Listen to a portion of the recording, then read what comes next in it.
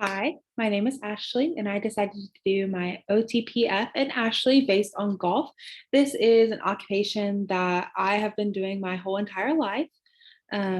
We started when I was about 2.5 or 3 years old, so right at that toddler stage, and that's where I will actually begin my presentation. But I would be doing this in a like physical activity realm, based out of tables two. And then under table three, that would be play and leisure, mainly because my whole life I've played in tournaments, but also because it's been a leisure activity for me. It's a huge stress reliever and I just love playing. So that's kind of where it started. I've also, gained friendships, participated in family activities and community participation as well that you'll see in here. So overall, it's just been such a big impact in my life all the way up until now. Even when I'm in grad school, I still play, just not in competition like I used to. So I'll go ahead and start with my toddler.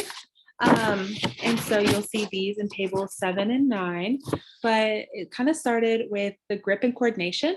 I don't have any pictures of me actually um, playing golf because they're at home, but you could see in the left picture, I'm working on my grip. And then on the right picture, I started doing a little stuff like dancing and doing a little bit of cheer and working in sport activities. So I started to learn different types of things like that. Um, and then especially holding the objects between my fingers. With your golf clubs, you do have to hold them pretty tightly. So learning that without throwing my club across the yard was pretty important.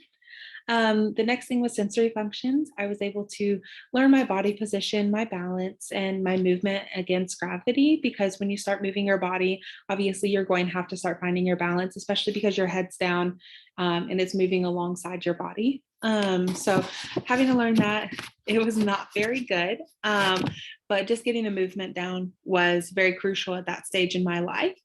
Um, the next one was my pre-adolescent. You can see this in tables 6, 8, and 9. So the first thing was routine. This is when we started after like preschool or young elementary school. We started to go to the driving range every day and just begin this routine and practice and be able to learn that discipline as well. We would probably go 3 times a week ish.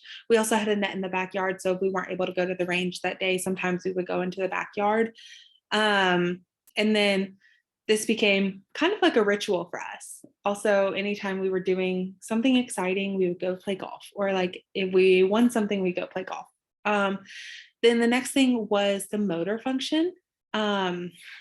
This is like the head, the shoulder, the hip, and the knee function as well. And so this is when the age I started learning my movement about how to bend my knees, how to bend my hips, and how to have proper alignment when you're over the club. And so that's when I started learning how to actually swing a club rather than just the action of swinging. So learning this was crucial, and building a good foundation, as well as the mental functions, because I was learning the time. This is where I learned the tick-tock method, where you have to be on a clock rhythm when you are swinging for a golf club, because if you're not on that clock rhythm, then you are not going to hit a straight ball. So that's when I started to learn the response time, the motor production, and the mental speed as well. Then I get to the adolescent age, and this is going to be in tables 5 and 8. So this is probably, I would say, one of my peak times in golf. I was one of the only 2 women on the men's team, as you can see in the bottom picture. This was pretty tough. This is based out of table 5 in gender. We always got undermined, even though we were very good. We always got undermined, always talked down to, until we would have to go out onto the course. And that's where it's truly shown. And the fact that their social status and background, I did go to a private school. So some people had their private coaches and they believed that they were better than everybody else. So sometimes that was really hard walking into a new situation like that. But I started playing on the men's team when I was in middle school. And then my girl and I actually created the women's team when we were juniors in high school. The social interaction as well. Here, I'm meeting new people every single time that I would go and play. When you go out to play golf, you get paired with new people. So you get to learn what people do, their rituals, their routines, what they do when they step up to the ball. So it's really cool, just meeting all those new people and learning new things. Then you can get to adulthood, and this is where I'm at now. I don't play as much as I used to. I don't compete in tournaments anymore. But this is where I have the products and technology as well. This is in tables 4 and 8. This is where I've had custom golf clubs made, specifically 1 degree down, just so I can hit better balls as well. And then I have support and relationships. So the girl, as you see in the top right, is the same woman who was part of my team all the way in middle school. So we are still best friends. And that connection has formed all the way since childhood. And then my coach is at the bottom as well. And that was my state tournament. I won the state championship.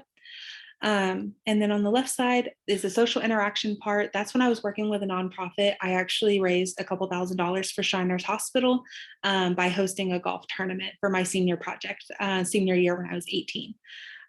So that was really cool. And I also learned how nonprofits work and what the process is about working with a nonprofit. So I thought that was really cool. And that's my presentation. Thank you so much. And I hope you have a wonderful day.